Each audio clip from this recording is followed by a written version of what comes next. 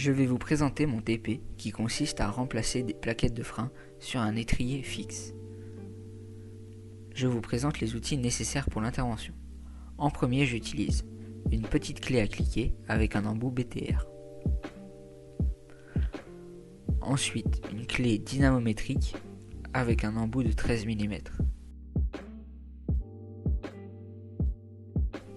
En dernier, une grande clé à cliquer avec un embout de 13 mm aussi. Pour commencer, je débloque l'axe des plaquettes de frein avec la petite clé à cliquer et l'embout BTR. Ensuite, je desserre les deux vis de fixation de l'étrier.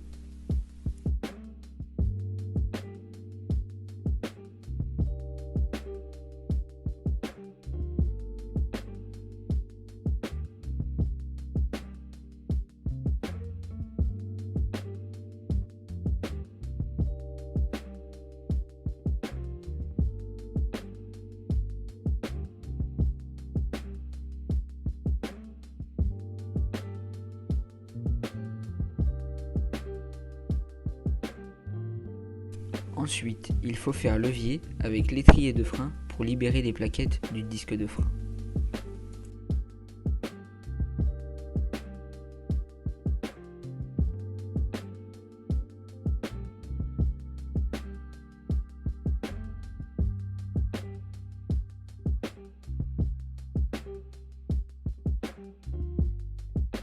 Une fois l'étrier sorti, on peut défaire totalement l'axe de maintien des plaquettes de frein.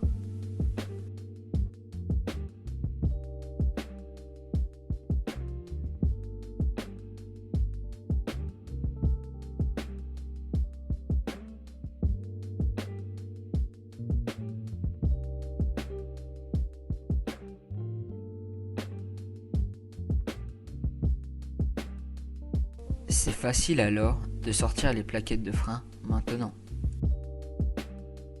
Voici tous les éléments une fois démontés. Pour le remontage, graissez l'axe des plaquettes de frein pour que cela soit plus facile. Le placer sur un papier absorbant en attendant. Prendre les plaquettes de frein, les disposer convenablement. Les placer ensuite dans l'étrier. Tenir les plaquettes tout en mettant l'axe préalablement graissé. Commencez par le serrer d'abord à la main, puis finir de le serrer avec le petit cliquet et l'embout BTR.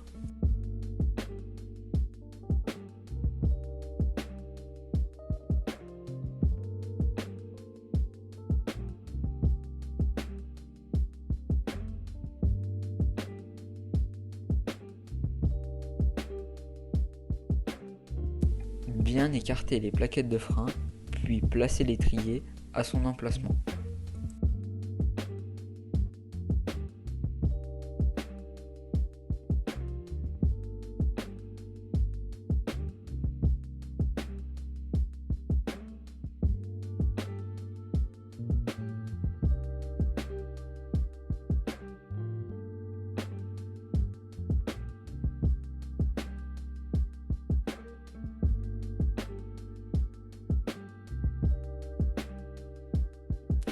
Pour finir, resserrez les deux vis de fixation avec la grande clé à cliquer et la douille de 13 mm, puis serrez au couple de serrage à la clé dynamométrique.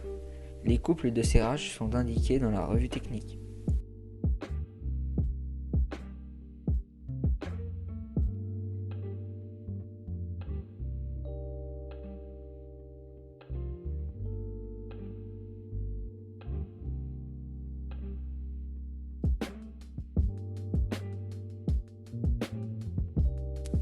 Maintenant, je vais vous présenter mon deuxième TP, qui consiste à contrôler l'épaisseur et le voile d'un disque de frein.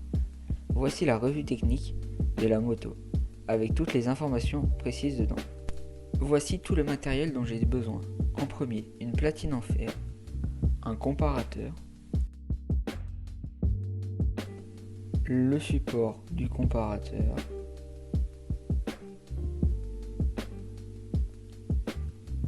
une douille de 12 mm, et une grande clé à cliquer. Pour commencer, défaire la vis du support inférieur d'étrier de frein.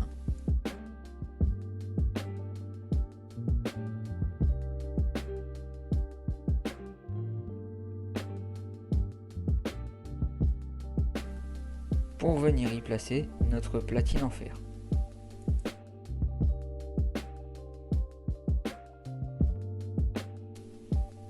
Voici le montage du comparateur. Il suffit juste de placer le comparateur dans son logement et de le serrer.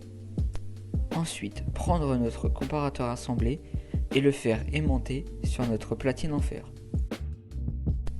On peut voir la flèche du comparateur se déplacer.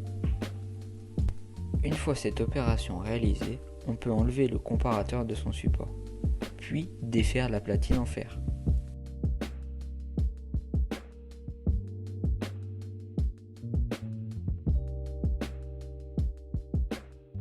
Une fois la platine en fer enlevée, revissez la vis d'étrier au couple de serrage préconisé par le constructeur.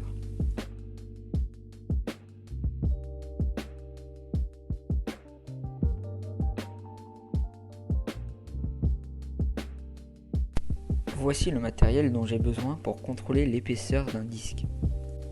En premier, j'ai besoin d'un micromètre, ensuite d'un stylo et d'une feuille pour noter mes valeurs trouvées sur le disque. Je place mon micromètre sur le disque et je regarde la valeur affichée. On peut mesurer avec le micromètre à 3 endroits différents pour donner une moyenne des valeurs trouvées. J'additionne mes 3 valeurs trouvées qui sont 4,30 plus 4,42 plus 4,25. Ce qui me donne un total de 12,97. Je prends le résultat de mes 3 valeurs et je le divise par 3 pour faire une moyenne. 12,97 divisé par 3 est égal à 4,32. Ma moyenne d'usure du disque est de 4,32 mm.